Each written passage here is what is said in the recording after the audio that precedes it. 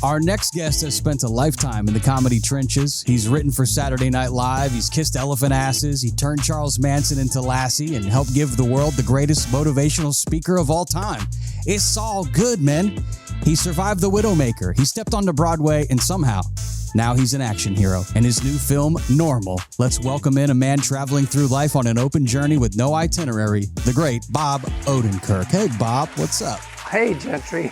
Not much. Thanks for that great intro. That was awesome. Oh, man, it's great. You collapsed my 30 years in showbiz and really well. In 15 seconds, we capped it up. I watched the movie last night, Normal. You got to be handy with the steel, if you know what I mean. It seems like in this movie. How many guns have you shot before this film? Before I started making movies, action movies, I only used a rifle in Boy Scouts. My dad had a pistol, but we only looked at it. It was not well maintained. You know how it is, in the clothes drawer next to the socks. But other than that, I just used a rifle at Boy Scouts, and until then, until years later, and preparing for the movie Nobody, then I went to the gun range and used a bunch of different guns. And in this film, Normal, I get to pick up a bunch of guns and shoot them off. It's a lot of fun. I have fun doing it. You looked like a natural. How many people die in this movie? Because as I was watching, keep count. We lost count, but yeah, a lot. Especially because I'm shooting a grenade launcher. The new film is now streaming wherever you stream your movies, and it's also starring the Fonz, Henry Winkler, who normally is the salt of the earth guy, but he's a little shady. It seems like in this movie. Mislead in this one. That's right. He's our best mislead ever, and we were going to get a bad guy, a bad guy. And then the casting director said, "What about Henry Winkler?" And we all realized what a perfect mislead that was, because we all love Henry as a person and as a screen presence. But he's an actor. People forget the guy can really act. And in this role, he is very duplicitous, to say the least. He's actually frightening, and he's threatening, you could say. And he gets his comeuppance. I heard you say something interesting in an interview that I watched, that a lot of people, when they come up to you, they know you from Breaking Bad or they know you from Better Call Saul. But the people who know how you see the world, they've seen Mr. Show. Yeah. So I'm curious, how does Mr. Show see the world?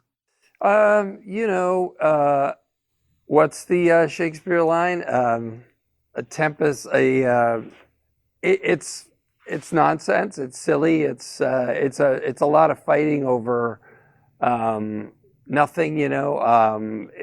I think I see it as a place where the adults are short-sighted and all fired up over the wrong things. It's definitely anything but normal. And we're here with Bob Odenkirk. You know him from Better Call Saul, Breaking Bad, Mr. Show, and now the new film Normal, which is available now on demand and digitally.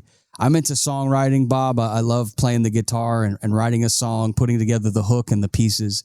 And so I know how to structure a song, but I've never written a sketch, especially one that's legendary like Matt Foley.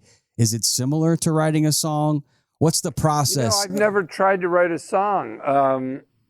I think there are probably some things that are similar. For instance, by the way, have you ever heard the song Galveston by Jimmy Webb? I have not, but I'm familiar with the town, Galveston. Check out that song, Galveston by Jimmy Webb. It's a brilliant song. It's heartbreaking. Look at what he does with the imagery, and look at how he jumps from one scene to another abruptly, and yet they all form a picture. It's really shocking. He just leaps across the world and through time, every 4 lines becomes a different place, and yet it's all from one person's voice, and it's really beautiful. I don't think you can do that in sketch comedy, but the similarities would be you have a short time sequence to work with, 3 to 5 minutes, and some songs can be even shorter than that, and then you want to set something up, and you want to, at some point, you kind of want to turn it inside out, if you can. But of course, every song is different, because you can have a song that just dwells in one feeling, I think, and just stays there and doesn't try to take a journey too much. But I haven't thought about songwriting that much, but it's working with that compact time period. And what I love about that is you can get a perspective on humanity, on life, and I think you can get more perspective by just isolating a small sequence of time and seeing life through that. That sketch that you wrote that I've heard you say is your favorite, the motivational speaker with Matt Foley. What was that process like? Was that something that like a hit song? Well, I had my friend Chris Farley and I were doing the Second City show, and he had done a coach character doing an anti-drug rally, and he had done these, swaggery guy. And I had also been listening to Tony Robbins, and I had the idea of a motivational speaker who uses himself as a bad example of where you don't want to be.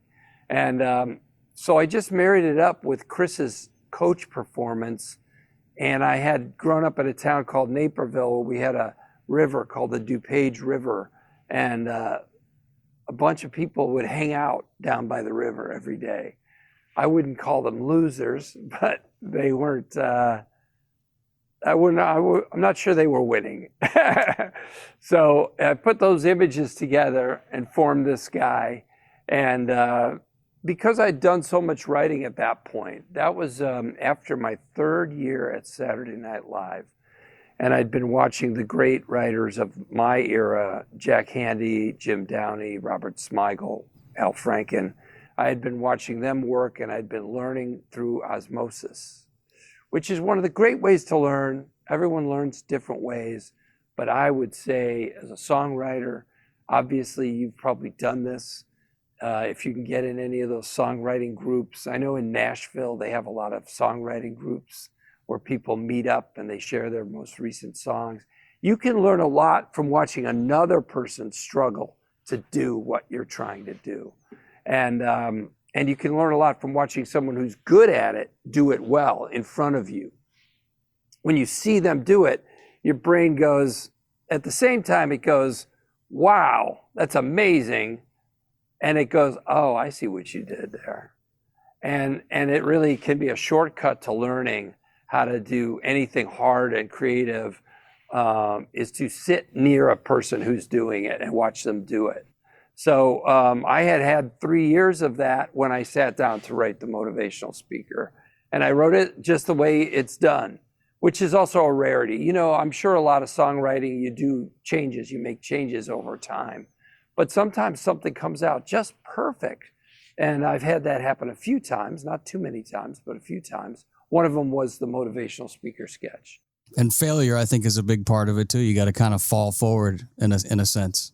Yeah, I mean, I learn more from watching someone do it well, or seeing or taking apart something that's done well and going, I see what you did there. I only learn from failure when I watch you fix it. In other words, I can't just sit there and look at failure and get a lot out of it, I don't think. I can get a lot out of my own failure, but watching someone do it right, it's my greatest motivator. It motivates me more to sit down and suck is to watch something great and go like, I want to do that, and then sit down and suck. I get more out of watching someone do it right. The new movie does not suck. It will keep you on the edge of your seat. There's fingers being cut off. There's brains being blown all over the place. Who would have thought Bob Odenkirk would be so handy with a gun?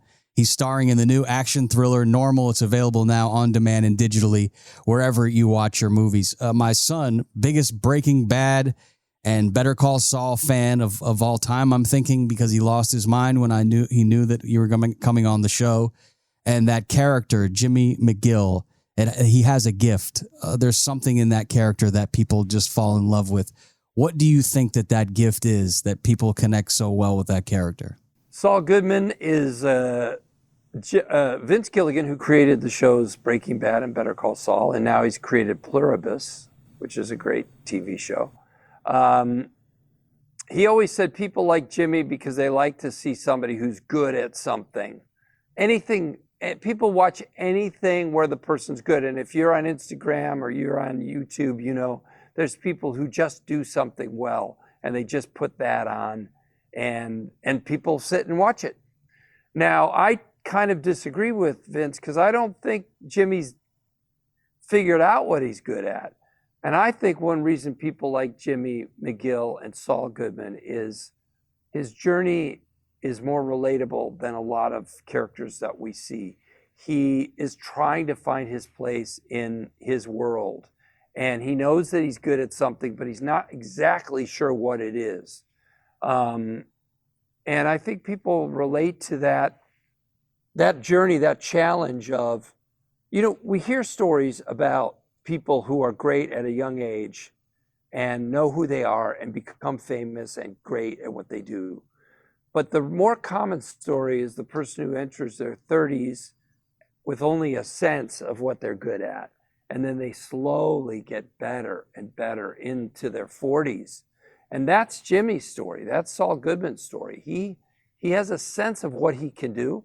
He knows it has something to do with logic. It has something to do with reading other people. It has something to do with speaking and weaving a spell with his words. And yet he can't find the best place for it where he gets the most reward from the world. And not just money reward. He wants respect. All right, there's a new sheriff in town, Ulysses, in Normal. Go stream it, go watch it. It's available now. Hey, Bob, thanks for your time. Go Cubs, go. Thanks, buddy. Yeah, how about the last two games? They were great.